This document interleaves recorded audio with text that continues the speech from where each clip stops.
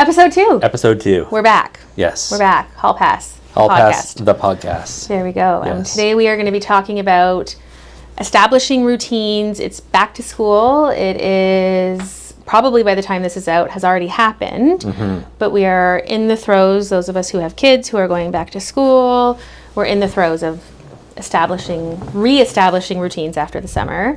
Yeah, your whole domestic life gets nuked every September. Yes. Every June, end of June. Put it back together. Put it all back together. Yeah. And so, I think it's important that we talk about establishing routines, why they matter, some different strategies that have been helpful in my world, some strategies that have been helpful in your world. And just for me, the biggest takeaway is knowing that it's not a formula. It's not just... It's not a cookie cutter. I've read Atomic Habits or whatever, and now I just need to do my 75 hard every day. And there it is. Yes. I'm so curious because I know that as someone who struggles with ADHD, living with ADHD, that this is something that you've had to really learn how to do. Yes. Really zero in on. Yeah. And it's funny, interestingly, and my husband and I, we've been together for a very long time, and he, wanted to establish a workout routine. Mm-hmm. And, he said, well, I just do it. And I said, how do you motivate yourself? How do you do it every day? And he said, well, I just do it. Mm-hmm. And if I just do it enough, then it just becomes a habit. And I've never in my life been able to just do something and have it become a habit and something I don't think about. Showering every day is not a habit for me. Brushing my teeth is not a habit for me every day. It's something I do. It's a habit. And here's the thing: is it's not a habit. It's not something I do without thinking. I have to actively think to myself, I have to get ready for work. What is involved in getting ready for work? It's getting up, it's getting showered, it's brushing my teeth, it's, putting my deodorant on, whatever. I have to have things set in a certain spot. Like, there's times where I'm like, did I remember to do this thing today that I've done every day for the last 5 years? And I might forget to do it if I don't see it. And do you have a checklist, or is it for you, you've had to arrange things so it's on your path? Yes. As you navigate through your house in the morning? It is in my visual space. And so I have everything set in certain spots. If I have something that I need to remember to take with me, it has to hang on the door, or it has to go on top of my purse, because I can't leave without my purse, because I need that to get my keys. And so it is all this system of elaborate strings that go together to have me. You got like a Rube Goldberg machine. Yes, getting out the door. Just to get out the door. That's it. And it is not uncommon for me to leave and then turn around at the end of the street and go back because I've forgotten something. That happens probably at least 4 of 7 days a week. And I remember it, which is great. But so establishing a routine is not as simple as just doing it every day for some people. And a lot of people that we work with have neurodivergent households. The parents, the kids, combination of both. And it's not just as simple as saying, do the thing and the thing happens. So I think on top of that, that's so interesting to me to hear your experience. I think for me, I've had to learn multiple times that motivation doesn't happen first, right? It's the discipline and the act of doing the thing, yes, over and over again, that builds the motivation. Yep. So I'm thinking regarding developing a workout routine. I just ran a triathlon. Getting up at freaking 4:30 in the morning to go to the pool or the lake to do swimming. Initially, that was really hard, right? It wasn't fun. But it became more fun because I've started to see my progress. Yes. And that's when the motivation happened. Yeah. Right? Yeah. I think the easiest way for me to shoot myself in my foot when it comes to establishing a routine is to assume that I can coast off of that newbie excitement forever. Yes. Right? That's not what's going to The happen. dopamine is going to fade. The dopamine is going to fade. All of a sudden, you realize that you've committed to doing work. Yes. Right? And the glitter falls off, the luster falls off. Yeah. And then it becomes really difficult to want to continue because you ran out of that initial reason. Yeah. But then you kind of get over that hump, right? Yeah. If you show up and you continue to follow through, and then it becomes that motivation because it's something that you start to build some pride in, and you start to feel the accomplishment or the value of the effort you've been putting in. Yeah. But that initial after the newbie motivation, but before the real motivation, that part in the middle, is quite the hill to climb. It is. And I think that this dynamic, is awesome because you have the ability to make it to the top of the hill, even though it's hard, and get over the other side. Sometimes, yeah. When it's something that, is there. But for people who struggle with ADHD and other, neurodivergences, we can't get up the hill. Mm-hmm. We don't have the ability to get up the hill. And so we start all these things and then the luster wears off. And then it goes into the pile of abandoned activities. And every once in a while, we'll find something that excites us or continues to excite us, or we can see that little glimmer, or it's something that we have to do. And when we have to do it, the procrastinating and you have to do it will get you to do it. But getting over that hump is the hardest part. So I love that it is those two different brains and those two different mindsets of, just get over the hump and it's going to be worth it. And I'd love to get over that hump, but I just can't do it. So finding different things that work for different people and different types of brains is what this is all about, is what we're trying to do here, is saying like, it's not just do that. Because I think that if we were to sit here and say, it's going to be great, it's back to school, we have all these beautiful routines, it's going to be hard, but keep doing it, it's going to pay off.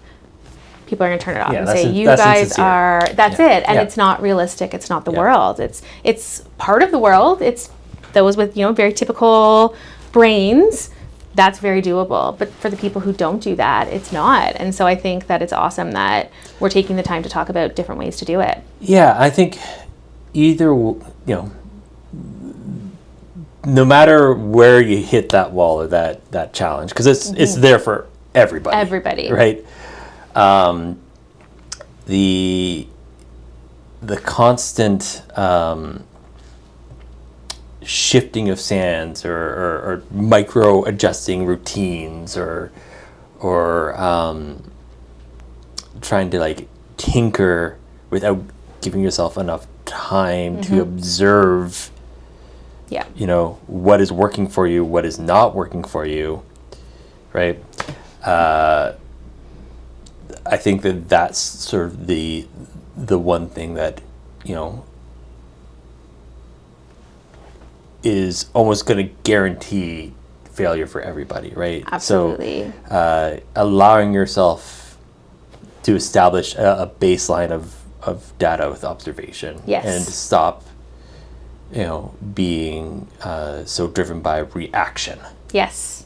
And figuring out what's going to work for you, and not just, this is what, this list of habits that I should do says I should do. That might not work for you and your routine and your lifestyle. And give yourself the grace to know that, it's okay that, I'm going back to 75 hard because I'm just thinking like that's probably the most rigid like program on the planet. Yeah. That's okay that doesn't work for you, right? Yeah, exactly. 75 soft, maybe, but and I found it interesting actually with that whole thing that did come out. People started doing that because there was this realization that this isn't for everybody. And if you can do it, good on you. I know that I wasn't even going to attempt that because I knew that wasn't going to work for me. But it's like when you move into a new house and they say, don't make any design decisions, don't renovate until you've lived in it for a month. And it's so true, because until you're in there and experiencing it, you don't know how you're going to use the space. You don't know. You might think, I'm going to put plates in this cupboard, and then figure out that actually it's better flow to have them over here. And so taking that time, like you said, that to observe and know what you're going to need for any given situation. Maybe getting up at 4:30 isn't going to work for you to go for a swim, but going at 5 o'clock is. That little half hour can make a big difference on whether or not you're going to get out of bed and do it. So I think, an example is getting my son off to school. He started kindergarten last year. He's going into SK this year. And so getting him to the bus on time every day was a very big challenge for me. It was a challenge for him. We have had a nice, lovely, luxurious morning life up to this point. My workday starts at noon, so we had, up until that point, been able to just get up and just do what we wanted to do. And now we were getting up and getting to the bus stop at 8:45 every day. And so, there's all of the lists and the things that you're going to see. Pack lunches the night before, set out your clothes the night before, pack everything up. Cool, but sometimes when I've worked until 8 o'clock and I've had a really busy night, I don't want to go home and pack a lunch. So, it was figuring out what worked well for us. And it took us until probably mid-September until we weren't flying down the street or driving to the bus stop instead of walking to get there in time. Not having his tears, my tears after he's on the bus, to figure out what worked, not just for me, but also for him, and being consistent. And by the end of the year, we had it down to an art. But it took us a good month and a half to figure out what worked for us. And so I think giving myself the grace and taking that time to observe, to be able to build that routine and that habit, such as it is, really was important. So, yeah. Yeah, no, again, just allowing yourself to collect some information and learn about yourself, and for your son, what works. That's important. Trying to make knee-jerk reactions in micro course correct for routines, I think, is well-intentioned. Making them much more difficult. Yes. Right. Absolutely. One thing that I am the kind of person who can get out of bed and get up and get dressed, get my life together, get out the door, 20 minutes, and I'm good. I don't want to sit and have a quiet coffee. I don't want to sit and adjust and that's a waste of time to me. I would rather use my last half hour in bed rather than doing all of those things. So I'm a get up and go person. My husband is the opposite. He wants to get up. He wants to have his morning tea. He wants to, scroll his phone for a bit, have some breakfast, and then get ready. He needs that hour. So recognizing that we've created and raised this human together. And you guys have... And we have very different personality types. So figuring out which personality type is he. Is it a combination? And just because that works for me doesn't mean it's going to work for my son. And, my husband, by the time my son and I wake up, he's gone and left for work already. And so it's down to us. And so I realized quickly that doing things my way did not work for my son. But letting him do things completely his way was not working for me or for him. Because if he had his way, he would get up and he would lounge around in his pajamas and he would watch a show on his tablet, have some breakfast, get ready, mosey out the door. And what I found was when we were doing it that way, then getting him away from all of that stuff and out the door was tricky because he didn't want to stop from what he was doing. He didn't want to stop, watching the screen. I let my kids have screen time, so that can be a whole other transition. That's point. The transitions are hard, and so we quickly figured out. And this was conversations with him of me saying, before you are having screen time, reading a book, playing with a toy, before you're doing any of those things that you might do in the morning, you're getting up, you're getting dressed.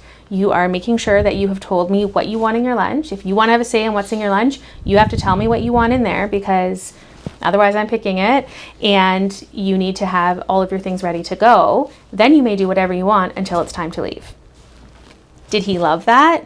No, But is that what needed to happen for us to get out the door on time? Yes. So it's not always going to be easy, and it's not always going to make everybody happy. And that's where that consistency part comes in. But if I was reactive and said, you're crying because I'm making you do this thing you don't want to do, oh, that doesn't work for us, then that wouldn't have solved any of the problems. So and kids on the whole, even though they might be frustrated at times or upset in the moment, they thrive on consistency. They love boundaries. They test them to make sure they're there. Absolutely. And they like the predictability of knowing what's happening, right? Exactly.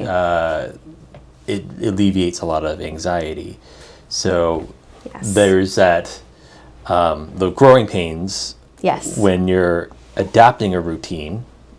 I'm sure your son wasn't super thrilled when it's like, you got to do this, then tablet time. Yep. But that as he gets comfortable knowing what to expect and can Exactly. predict what's about to happen, that alleviated a lot of that anxiety, and those initial tears probably Yes. happened less and less frequently. Because there was less tension between us, less anxiety on his side, because he knew exactly what to expect. And miraculously, not really a miracle, because it was consistency. We know what it was, but he started to get up and say, "Okay, Mommy, I'm going to go get dressed." And he would wake up and he would get dressed and he would make his bed and he would come downstairs, and by the time he got down, well, I had already made his breakfast, because he eats the same breakfast every You're over day. that hump now. We're over the hump. Yeah. And so, but it was not saying, here is the standard checklist of what to do for back to school that works for everybody. It was what works for our family, and taking a little bit of what works for my son. So for me, it's the get up and go and get dressed. That part worked for him to have all of that functioning done. But for me to allow him enough time after he's done all those tasks to have that time to play a little bit before. And he loves playing with me before. So, giving myself enough time to do a puzzle together, read a book together. So making sure that it fits for both of us. And by June, we had this beautiful routine where if something was thrown off for a day, we slept in, were in a mood, whatever, it wouldn't throw everything off, because we just got right back to it the next day. Yeah. And so that consistency is important. It's just, you have to find out what you're able to do consistently. If you can't do it consistently, don't try doing it. Make it realistic, I guess is the word I'm looking for. Don't try to force some sort of cookie cutter system. Yeah. Without actively observing. Exactly. Yeah. Yeah. I love this. I love it. Yeah. I love that you had the ability to get out of bed at 4:30 and go for a swim. That's in the and past do now. all that. Yeah. Are you going to do it ever again? I don't know, man. I'm still very impressed that you managed to pull it off. That's awesome. Yeah. We'll see. But yeah, why don't we leave it there? I like it. Yeah. Yeah. And this was very enlightening for me. I'm very excited about these conversations. Same. Yeah. Yeah. I love the different perspectives. That's what it's all about.